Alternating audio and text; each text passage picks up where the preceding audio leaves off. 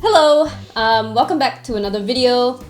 As the title suggests for this video, goodbye reset. We wanted to tell you guys that we are discontinuing the reset system or the reset series.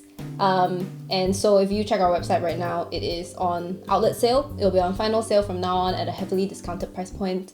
And so we wanted to take this chance to kind of tell you about our journey or how we started and why we created the reset system, and then kind of also touch on points of why it's being discontinued. So let's get started. So a backstory of why we created Rework as a brand. This mainly came about mostly as my idea to create a modular backpack. And so that was what we started off with.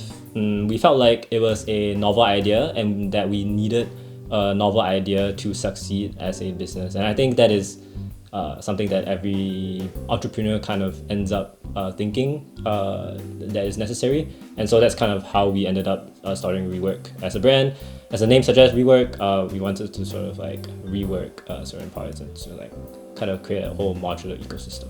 So given that, we continued then on our journey of trying to think about how to design this bag.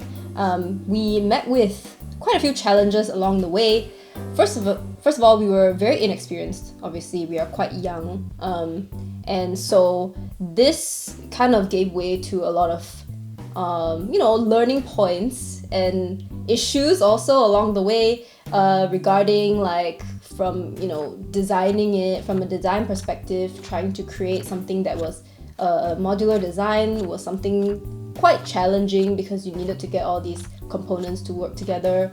Also we had no experience working with a manufacturer before, so we had to search for one and then go through all the challenges of trying to work with them as newbies in the industry, sending them our designs, and then we also had issues with the manufacturers just not really being able to execute what we wanted. What other challenges did we face? Honestly, mainly a lot of technical challenges in the beginning of getting the reset system done. It in total took us 2 years to go from like the first sample to the last sample. We'll throw out some pictures of like sort of the progress of the samples that we made. It was really bad in the beginning, but this is both like the fault on our end and also like finding manufacturers that we felt like could get the job done. So it was all trial and error again. One of the biggest points also, which we feel like was something that we did in the past during those 2 years that we would never do now, is like to not pay attention to the cost. I think maybe it was due to our inexperience. We didn't know to be making sure that we knew exactly the cost breakdown of each prototype as we were designing it. So we actually never asked for like the cost breakdown until the very end when we we're just like, oh, how much is this gonna cost us? Finally, when we got to the final prototype and we were like, oh, how much? And whatever cost it just spit out was like, okay, great, I guess we'll just have to take that because it's 2 years of effort, and that's the cost essentially. So with all said and done, it came to launching the reset system. So we chose Kickstarter for this, as it was just the easiest or the most common way that we saw new products being launched, and so we followed suit. That in itself had its own challenges as well. From our perspective, our main goal of Kickstarter was more so as a fundraise, as we needed the capital to order the products or the reset system, as well as to sort of test the product in terms of like a sort of like a whether or not there was demand for such a modular system. We did get funded, and so through that funding, we were able to procure however many units we were able to, and to fulfill the orders to our Kickstarter backers, and to also bring it onto e-commerce.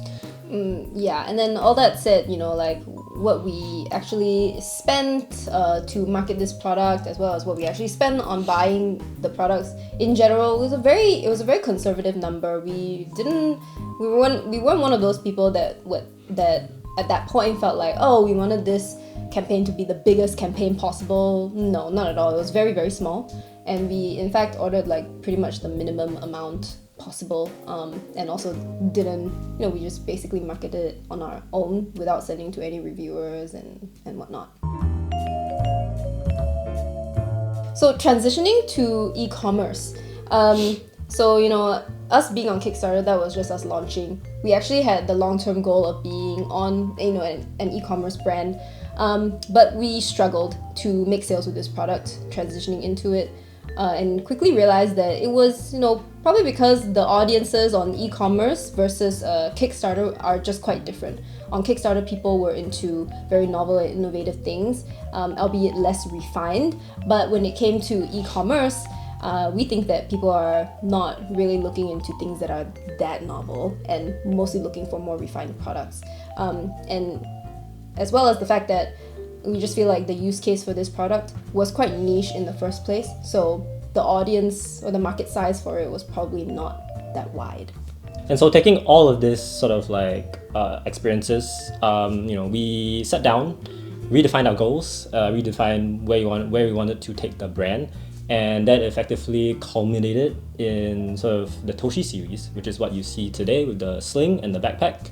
We are trying to be a brand that is trying to create products that are more standalone, more refined. The backpack is just serving as a backpack. The sling is just serving as a sling.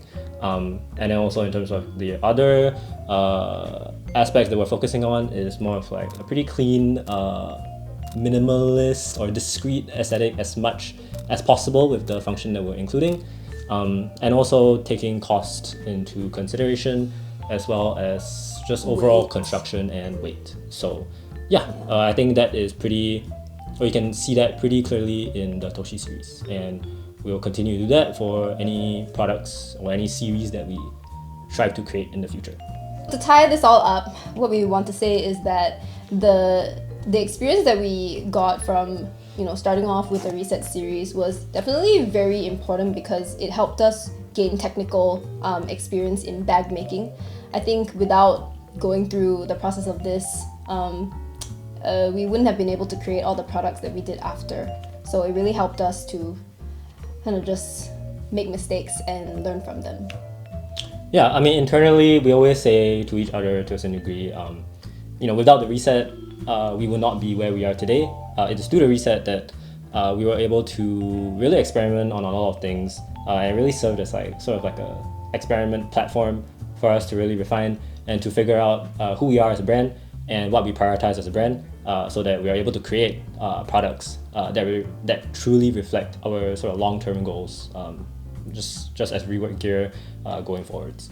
So I hope that this video was insightful in terms of our journey so far and sort of where we want to be in the future in terms of like our brand identity and goals. Once again, we wanted to give a good send-off to the Reset series, so that's why we're putting on final sale. So be sure to check out our website if you're interested in getting it for the best price. So that's basically it for this video. If you have any other questions or any thoughts on the Reset system, leave them down in the comments below and we'll answer them. But as always, see you again next time. Bye. Bye.